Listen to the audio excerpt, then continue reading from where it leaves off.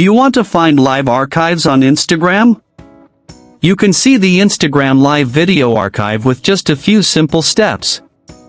Before we begin, please like this video and subscribe to our channel.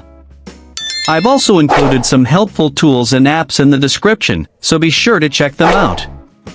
To find live archive on Instagram, first, open the Instagram app on your mobile device. Once you're on Instagram, tap your profile icon at the bottom right of the screen. Now you are on your profile screen. Tap the three horizontal line menu at the top right corner of the screen. A new screen will open with different options. From here, tap Archive. Now you are on the Archive screen. At the top of the screen, you will see Posts Archive selected by default.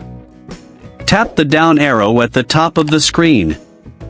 From the drop-down options, select Live Archive. Now you will see all your previously recorded Instagram live videos saved in the live archive.